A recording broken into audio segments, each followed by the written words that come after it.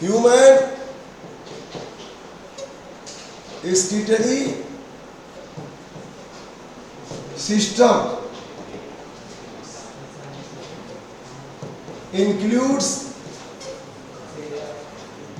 a pair of kidney, includes a pair of kidney, a pair of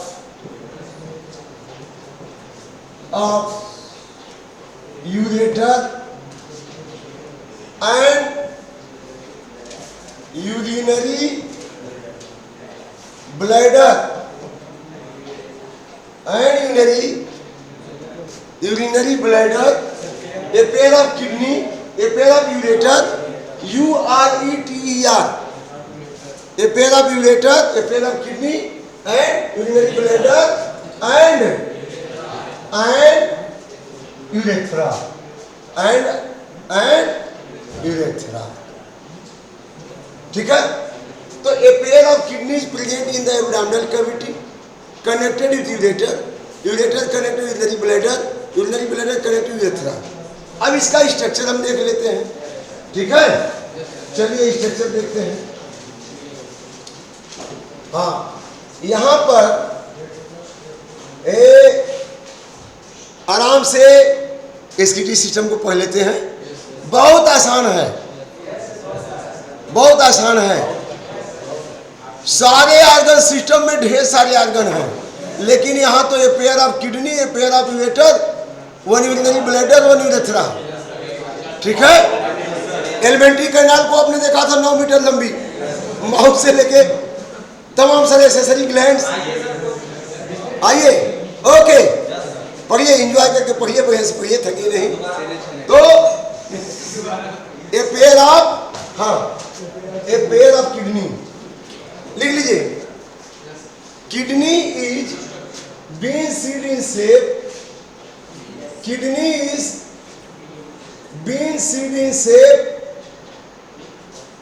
been seed in shape, brown in color, bean seed in shape, brown in color, present in abdominal cavity, present in abdominal cavity, either side of vertebral column. Kidney is bean seed in shape, same के बीज की तरह. bean seed, BEN, brown in color, present in abdominal cavity. ऊपर थोड़े AB BOMINAL, abdominal cavity, present in abdominal cavity. ऊपर थोड़े 6 chamber है जिसमें हार्ट और लंग्स है, और उसके डायफ्राम है, उसके नीचे एब्डोमिनल कैविटी है. तो एब्डोमिनल कैविटी में बीन सीड इन शेप है और ब्राउन इन कलर है. At the tip of kidney, at the tip of kidney, adrenal gland is present. कौन सी ग्लैंड है यहाँ? टोपी की तरह लगा हुआ है, एड्रीनल ग्लैंड है. इसको इमरजेंसी ग्लैंड कहते हैं, इसको इमरजेंसी ग्लैंड कहते हैं. अभी आप लोग यहाँ बैठे हैं, अभी शेर आ जाएगा तो हड़बड़ी मच जाएगी, इमरजेंसी सिचुएशन आ जाएगी.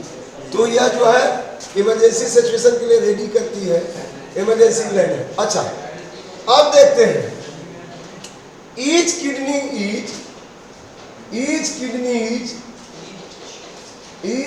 is supplied with, each kidney is supplied with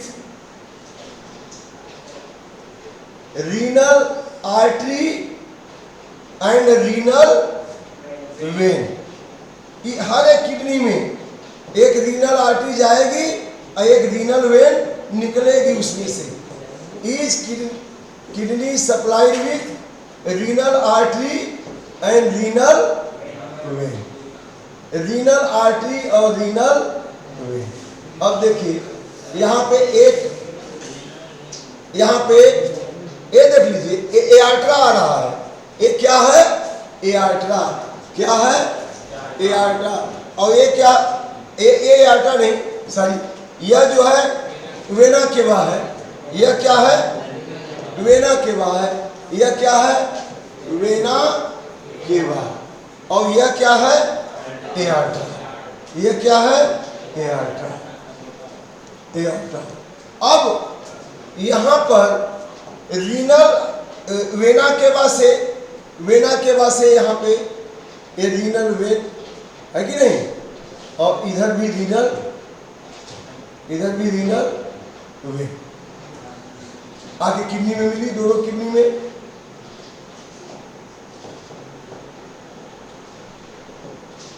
बहुत आसान है, बस देख लेंगे समझ में आ जाएगा।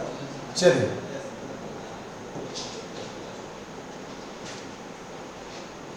यह रीनल वेन हम लोग देख रहे हैं।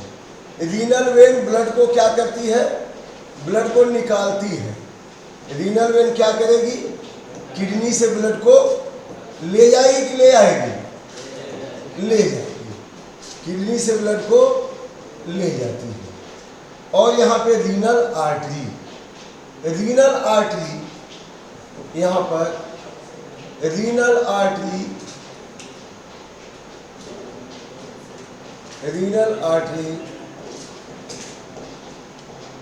यहाँ किडनी में ब्लड को लाती है। रीनल आर्टरी किडनी में ब्लड को लाएगी, यह ब्लड को किडनी में लाती है। तो दोनों किडनी में यहाँ से दोनों किडनी में यहाँ से रीनल आर्टरी, एक रीनल आर्टरी दोनों किडनी में ब्लड को सप्लाई कर देंगे। समझ में आ रहा है कि नहीं?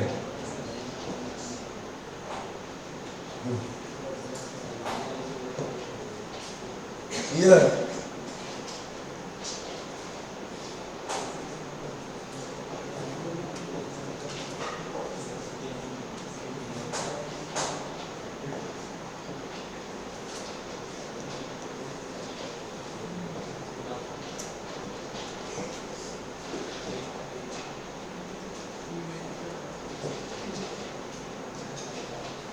अब यहाँ पे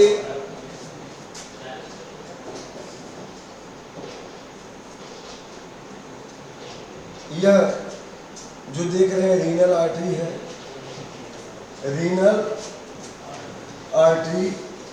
और यह जो ब्लू कलर की दिखाई दे रही है क्या है बेटा? रीनल वेन है। तो आपने देखा कि each kidney is supply with renal artery and renal vein. The renal artery supply blood into kidney और renal vein collect blood from kidney.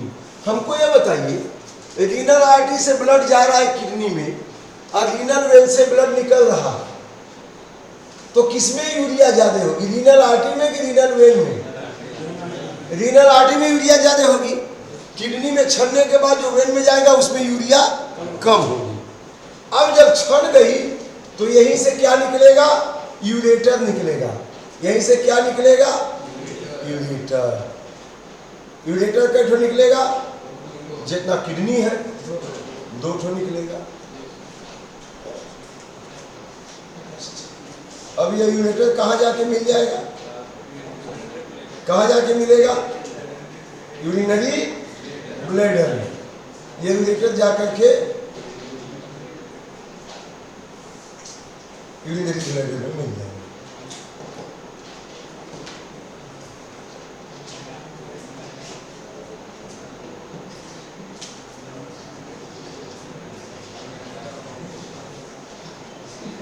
और यहाँ पे ये यूरिनरी ब्लैडर है।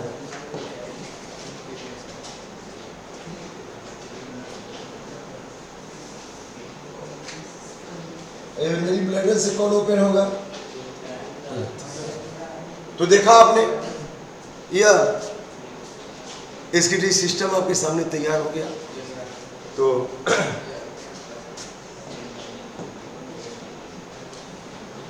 यूरेटर और यह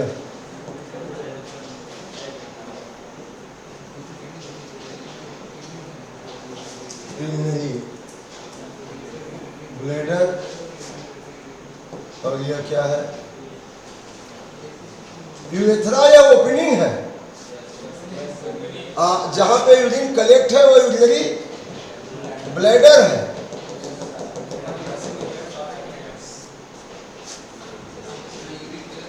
excretory system in human.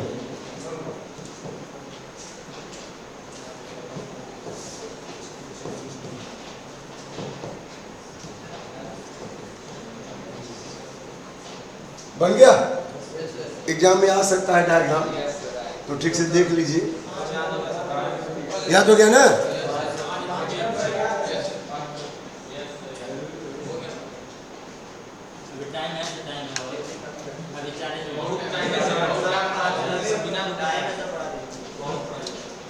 In human, excretory system contain a pair of kidney, brown color, bean seed in shape, present in the abdominal cavity, either side of vertebral column.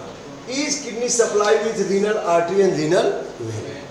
And ureter is connected with kidney, and other hand ureter connected with urinary bladder. Urinary bladder open in the form of urethra. As the renal artery supply blood into kidney, in the kidney filtration of blood occurs, urea separated out, and in the form of urine it comes into ureter, and through ureter comes into urinary bladder, and time to time removed outside the body. Right kidney, यह right kidney है। यह कौन सी kidney है? Right kidney.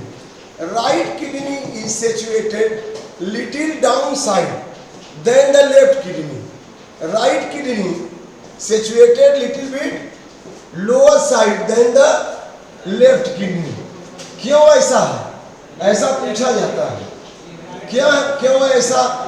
क्योंकि जानते हैं कि हम लोग का लेफ्ट में स्टमक है तो लीवर राइट में है, तो राइट में लीवर जब है लोग, तो अगर किडनी भी ऊपर है तो निकल के बाहर आने लगेगा, तो उसको जगह देने के लिए राइट किडनी थोड़ा नीचे हो।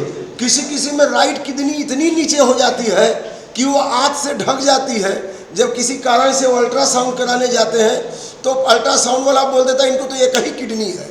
अब वहाँ हड़बड़ी मच जाती है और किडनी दिखाई नहीं देती अल्ट्रासाउंड में, चूंकि नीचे हो गई, उसको इक्टोपिक किडनी कहते हैं। वो कभी कभी रेयर होता है किसी में। Right kidney situated little down से, देखिए ये थोड़ा अंतर है कि नहीं है? ये थोड़ा डाउन है कि नहीं है? तो right kidney situated little down side then the left kidney to provide space for liver. To provide space for liver. तो किडनी का काम क्या है? Filtration of blood. लेकिन जैसे नवोदय विद्यालय है, आपके माता पिता लोगों से कहते हो कि हमारा बेटा नवोदय विद्यालय में पढ़ रहा है, लेकिन बेटा एक्चुअली नवोदय विद्यालय के क्लास 10 में पढ़ रहा है, क्लास 10 के क्लासरूम में पढ़ रहा है। पूरे नवोदय विद्यालय कहीं उसका स्पेसिफिक जगह है ना। तो वैसे ही हमें कहते हैं कि किडनी में फिल्ट्रेशन हो रहा है, लेकिन किडनी में भी कहाँ हो रहा है? नेफ्रॉन में। ठीक है ना? तो लिख लीजिए each kidney contain millions of nephron. Each kidney contain, हाँ एक दो तो नहीं, कहाँ गिनना पड़ेगा, दिक्कत हो जाएगी। Each kidney contain millions of nephron. Millions of nephron which plays important role in nephron, which plays important role in urine formation. So nephron is unit of urine formation. Nephron क्या है? Nephron is unit of urine formation. यह urine formation की क्या है? इकाई है। क्या आपको जिज्ञासा नहीं हो रही है कि इसको देखा जाए, पढ़ा जाए? तो चलिए लिखिए structure and function of nephron. आगे जा रहे हैं सर। स्ट्रक्चर बस हो गया खत्म। स्ट्रक्चर नहीं, बड़ा इंटरेस्टिंग चल रहा है, आप लोग बड़े मन से सुन रहे हैं, अच्छा लग रहा है। तो स्ट्रक्चर एंड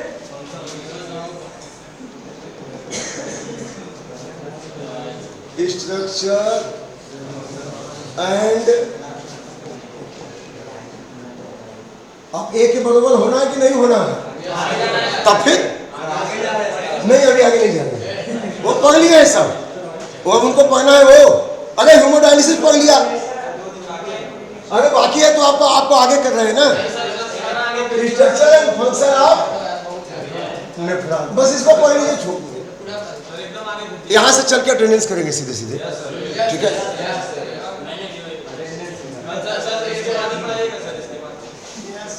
पहले इसको पढ़ो, structure and function of nephron. हाँ जाओ जाओ, पानी, किसी को पानी वानी पीना है तो चली जाए। हाँ।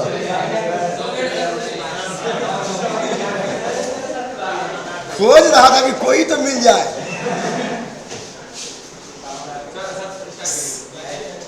शिवांश के बाद अगर कोई आलसी है,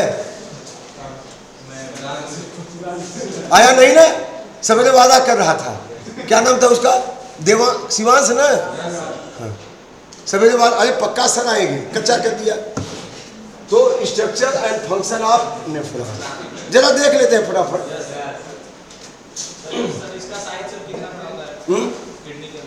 किडनी का लगभग 5 सेंटीमीटर लंबी होती है। नेफ्रॉन का साइज ये तो क्वाइल्ड है, वो उसी में क्वाइल्ड होता है। इसकी साइज कितना कहेंगे आप? ये बिल्कुल क्वाइल्ड स्ट्रक्चर है। नहीं 5 सेंटीमीटर थिक, 3 सेंटीमीटर वेट, और उसका जो है लंबाई जो है 10 से 12 सेंटीमीटर हो जाता है, ठीक है ना, लंबाई उसकी। हाँ 7 से 8 या 10 सेंटीमीटर, थिकनेस 5 सेंटीमीटर ऐसे, और वेट उसकी 3 से 4 सेंटीमीटर।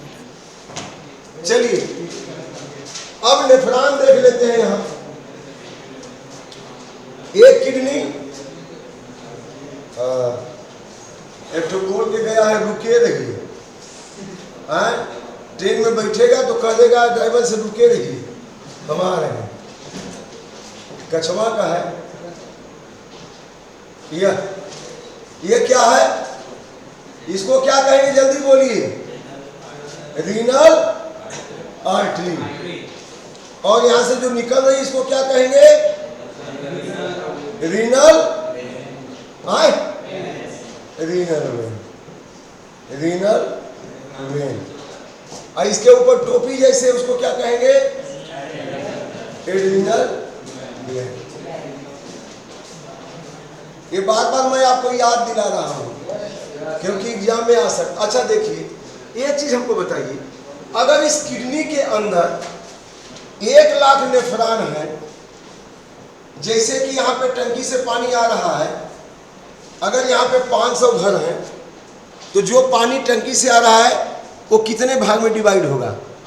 जितने घर है उतने भाग में जाएगा, तभी तो सब घर में पहुँचेगा ना।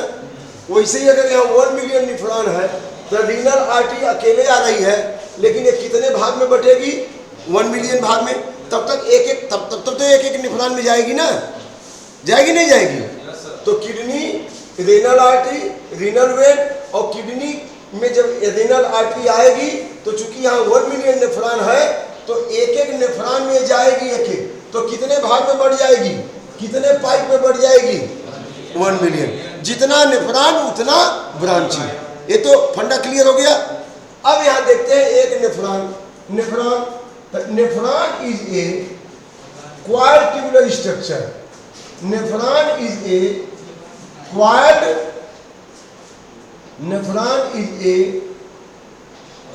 Tubular structure.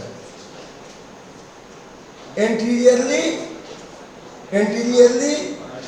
it contain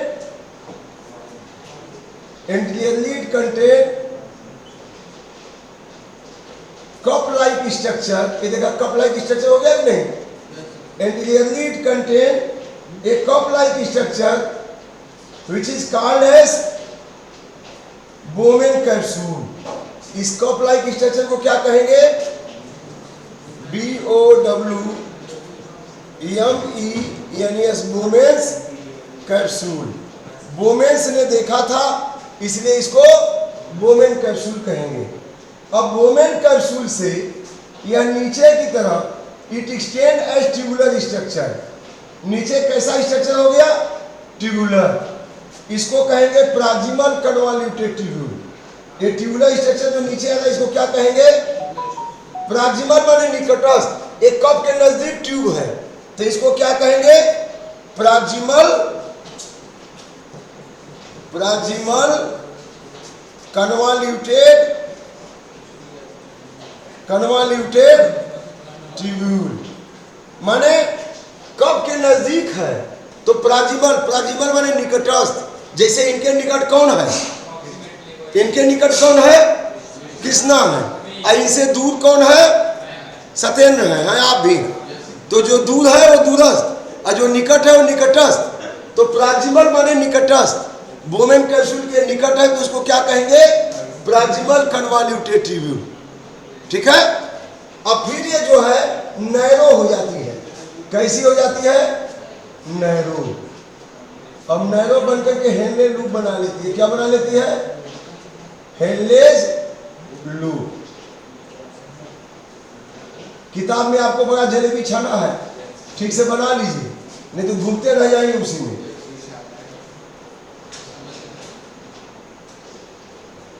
और जो दूरस्थ है, देखिए दूर है, यह बोमेन कैप्सूल के नजदीक है और यह क्या हो गई?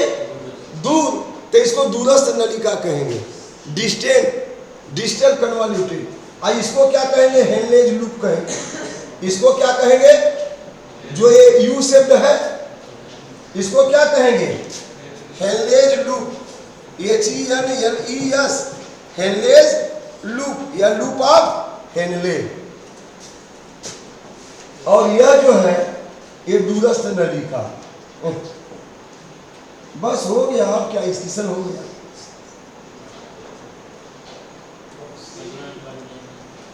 चलिए, आप लोगों ने समझ लिया तो उसका फायदा मिला। यह कलेक्टिंग डक्ट है। जितने भी नेफ्रॉन हैं सारा नेफ्रॉन कलेक्टिंग डक्ट में, हर घर की नाली एक मेन नाली में खुलती है कि नहीं खुलती है? जितने घर से बाथरूम का पानी आता है रोड पे एक नाली में जाके खुलेगा। तो वैसे ही यह जो है कलेक्टिंग डक्ट है। कौन है? तब इधर का भी नेफ्रॉन, इधर का भी नेफ्रॉन, इधर का भी नेफ्रॉन, चारों तरफ के नेफ्रॉन इसमें अपना यूरिन छोड़ रहे हैं। तो इसको क्या कहेंगे आप? क्या कहेंगे? Collecting duct. बिल्कुल आसान है, जैसा जैसा काम वैसा वैसा नाम। यह डिस्टल कन्वॉल्यूटेड ट्यूब्यूल है। प्रॉक्सिमल, ये कैप्सूल से दूर है ना, दूर है तो क्या कहेंगे? डिस्टल। डिस्टल माने दूरस्थ। जैसे सत्येंद्र यहाँ से दूर है, ये यहाँ से दूर है तो डिस्टल कहेंगे। Distal convoluted tubule, कन्वॉल्यूटेड tubule, distal convoluted tubule. दूरस्थ नलिका, ये निकटस्थ नलिका, ये क्या हो गई? दूरस्थ नलिका। अब यहाँ पर देखिए, ये तो हो गया एक्सक्रीटरी सिस्टम का हिस्सा। क्या हो गया? बोमेन capsule, proximal convoluted tubule, Henle loop, distal convoluted tubule, collecting duct. ये किसका हिस्सा हो गया? एक्सक्रीटरी सिस्टम का हिस्सा। लेकिन छानना किसको है? छनाई किसकी होनी है? ब्लड की। तो जब तक ब्लड नहीं आएगा तब तक ये करेगा क्या? इसमें ब्लड आना चाहिए कि नहीं आना चाहिए? तो अब जो रीनल आर्टरी गई है, जितने नेफ्रॉन होंगे उतने भाग में बटेगी और एक एक में जाएगी। तो renal artery get divide into various fine tubular structure that is called as afferent arteriole. उसको क्या कहेंगे? एफरेंट आर्टरियोल। रीनल आर्टरी किसमें बदल गई? Afferent, AFFERENT, afferent arteriole. जो बेमन कैप्सूल में ब्लड ले जाएगी उसको क्या कहेंगे? Efferent arteriole. ठीक है। अब यहां जाने के बाद भी ये देखिए, एफरेंट आर्टरियोल आई और कैपिलरी बना ली, बंच ऑफ कैपिलरी बना ली, अंदर जाकर के एकदम जाल बना ली। हाँ, renal artery get divide into several branches. Each branch is called as efferent arteriole and enters into a Bowman capsule. वो कहाँ इंटर करेगी बेटा? Bowman's capsule में. Enters into Bowman capsule and undergo branching. और वहां जाने के बाद भी उसको चैन नहीं है, यहां भी क्या करेगी? Undergo branching and form fine capillaries bunch of capillaries. ये पूरा fine capillaries bunch of capillaries बना लेगी, उसको कहते हैं ग्लोमेरुलस. अंदर आने के बाद form fine bunch of capillary called as glomerulus. क्या कहेंगे? ग्लोमेरुलस. इस बंच ऑफ कैपिलरी को क्या कहेंगे बेटा? Glomerulus. And emerge out from Bowman capsule as efferent arteriole. Efferent arteriole के रूप में आएगी और किस रूप में निकलेगी? इफरेंट. किस रूप में निकलेगी? Efferent arteriole. इफरेंट आर्टिरियोल आएगी तो क्या कहेंगे? एफरेंट. और जाएगी तो क्या कहेंगे? इफरेंट. जो ब्लड लेके आ रही है इसमें एफरेंट, और जो निकल रही है उसको इफरेंट. और निकल के कहाँ जाएगी? अमरवेल की तरह इसी के चारों ओर लिपट जाएगी, ट्यूब्यूल के चारों तरफ लिपट जाएगी. देखिए कितनी बढ़िया से डिजाइन की गई है. अब यहाँ आने के बाद अब इसके चारों ओर लिपट जाएगी. किसके चारों ओर लिपट जाएगी? इसी के किसके? नेफ्रॉन ट्यूब्यूल के. नेफ्रॉन ट्यूब्यूल के चारों तरफ लिपट जाएगी. नेफ्रॉन ट्यूब्यूल के चारों तरफ लिपट जाएगी. And coil around the nephron tubule. Nephron tubule के चारों ओर क्या हो गई बेटा? लिपट गई. नेफ्रॉन ट्यूब्यूल के चारों coil around the nephron tubule. बहुत शानदार डिजाइन है इसकी.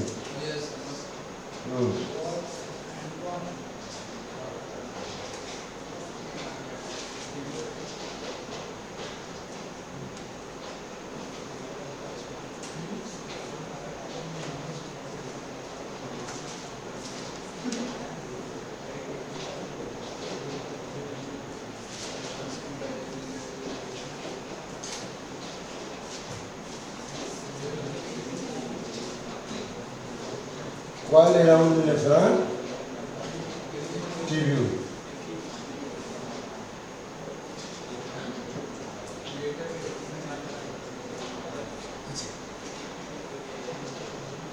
इसका मतलब ये है कि आज जितने लोग जुटे हैं पढ़ने वाले हैं,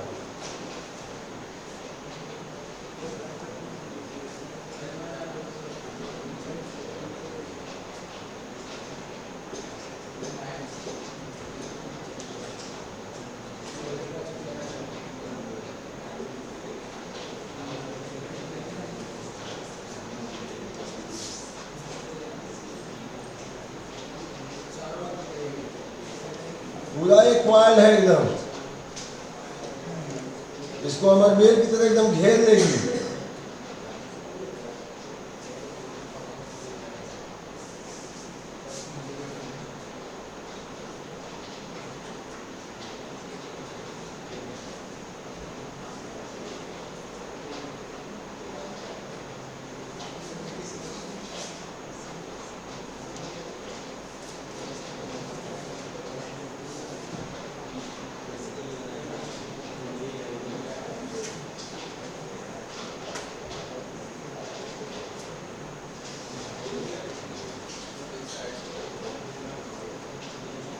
अब यह वेन्यूल हो जाएगी.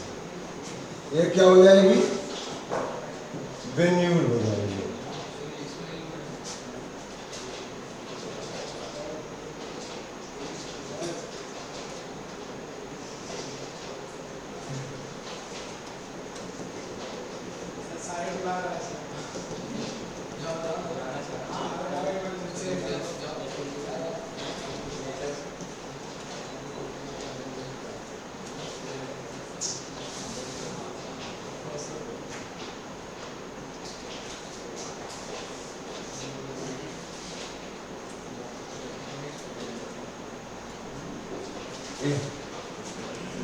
तो यह जो है आकर के इसके चारों ओर लिपट गई, और लिपट गई तो इसको क्या कहेंगे?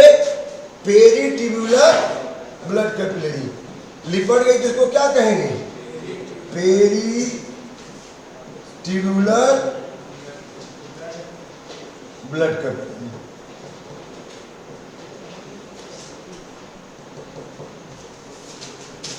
तो आपने देखा बेटा, जो नेफ्रॉन है, ये nephron unit of urine formation है।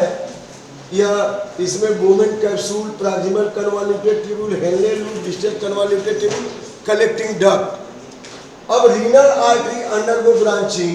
One branch called as afferent arteriole enters into Bowman capsule, undergo branching from network of capillary that is called as glomerulus, and emerge out a different arteriole and coil around the nephron tubule and form venule।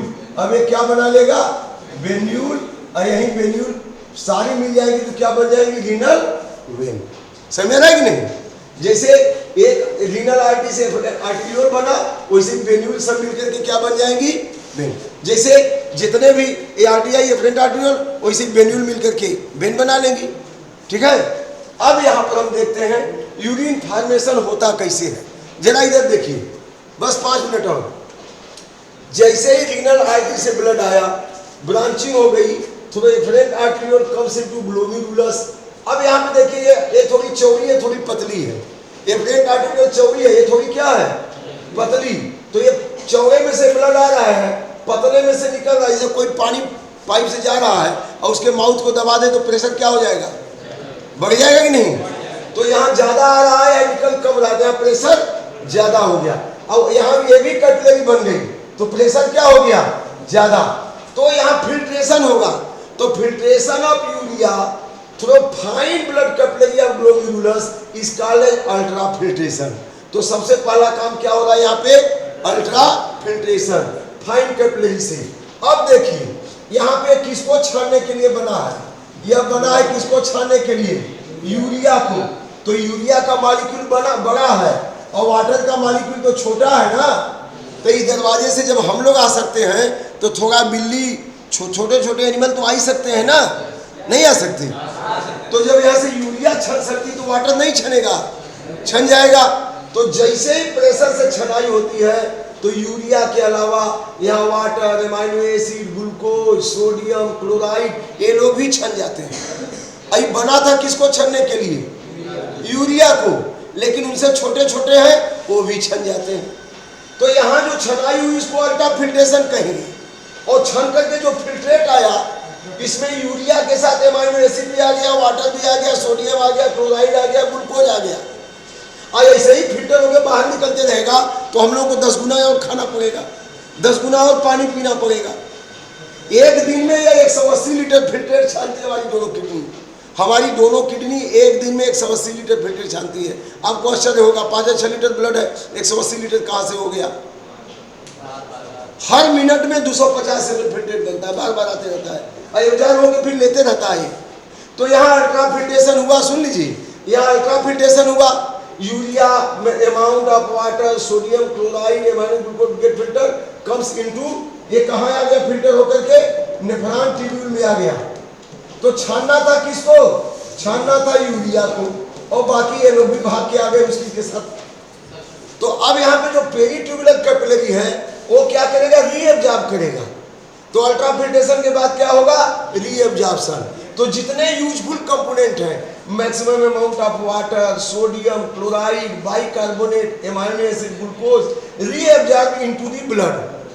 हम absorb क्यों नहीं कहते, reabsorb क्यों कहते हैं? क्योंकि एक बार intestine में बिलाई के ब्लड कैपिलरी में आ चुका है और फिर वहां से निकल गया, तो फिर दोबारा आ रहा है ब्लड कैपिलरी में, तो इसको क्या कहेंगे?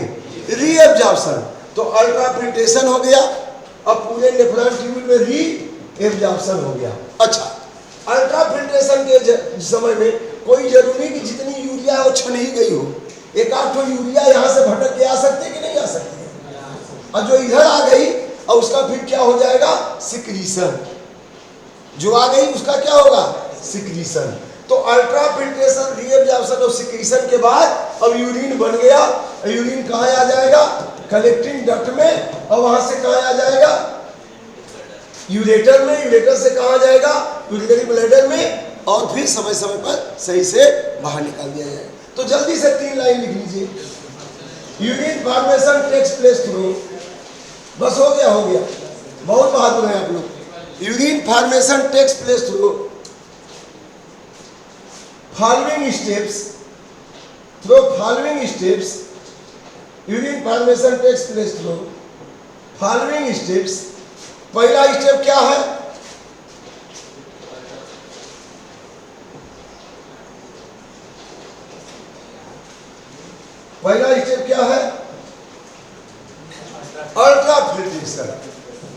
अल्ट्रा फिल्ट्रेशन, लिख लीजिए। Ultra filtration is the process in which blood get filtered through fine blood capillary of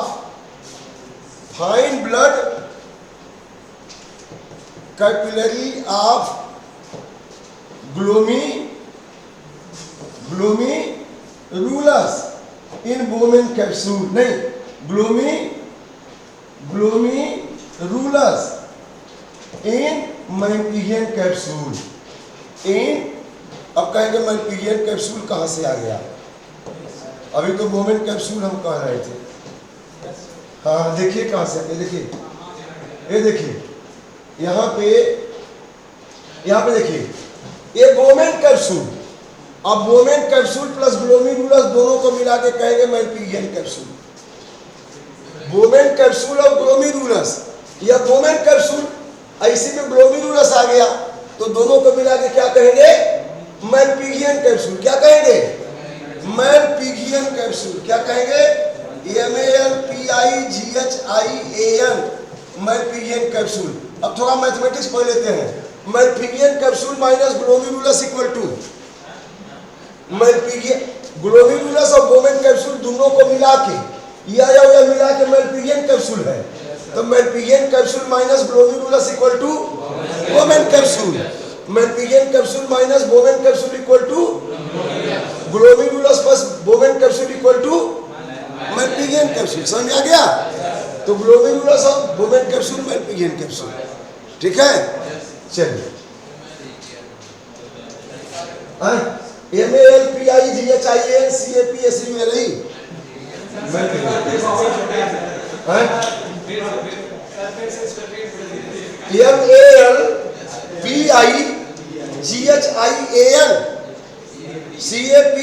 capsule तो कैप्सूल ही है, समझ आ गया।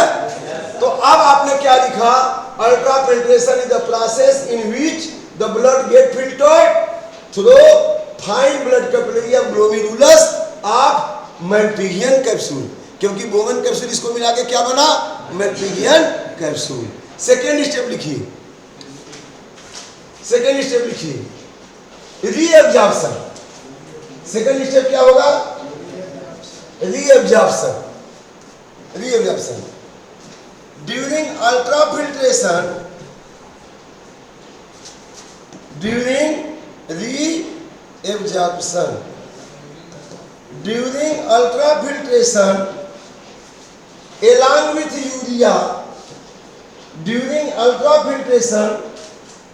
with यूरिया के साथ साथ और क्या क्या छन गया, along with urea water, amino acid, glucose. लिखिए, along with urea water, glucose, amino acid, sodium chloride, bicarbonate also get filtered and reach into nephron tubule, also get filtered and reach into nephron tubule.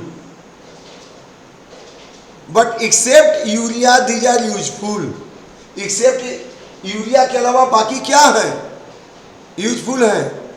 Accept urea these are useful. therefore water, maximum amount of water, amino acid, glucose, sodium, chloride and bicarbonate, maximum amount of water, comma, amino acid, glucose, sodium, comma, chloride and bicarbonate reabsorbed from nephron tubule. कहाँ से?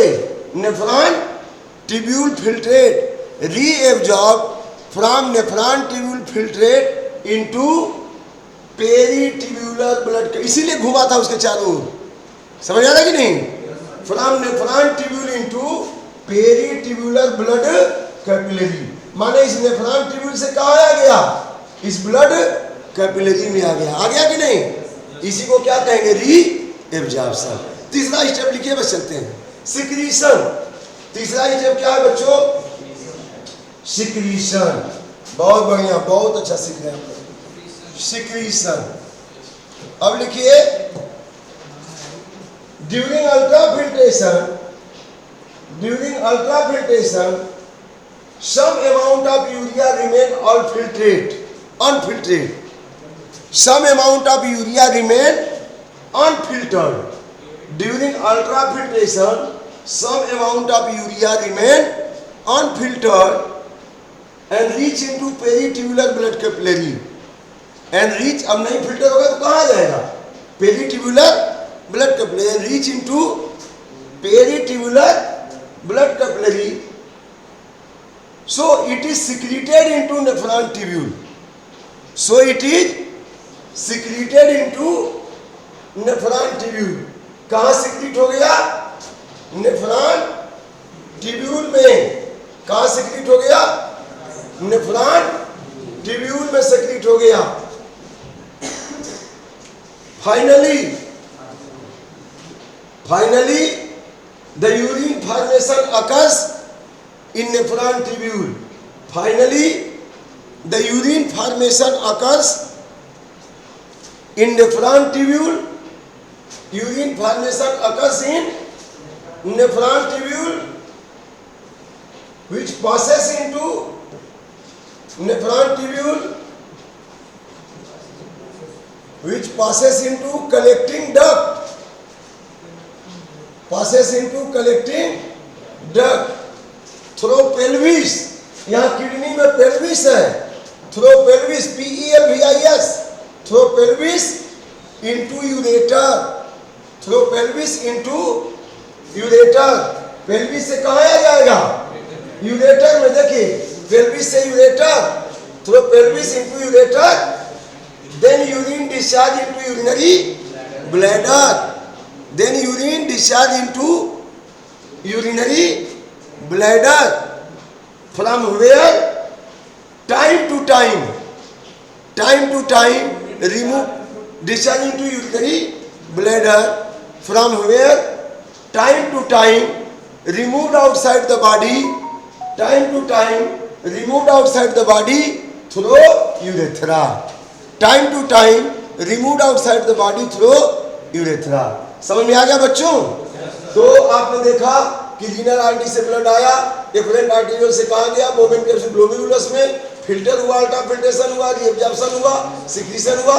इसके बाद formed urine through collecting डेट comes into pelvis, then ureter, then comes into urinary bladder and time to time removed outside the body. तो this is all about the excretion. Thank you very much.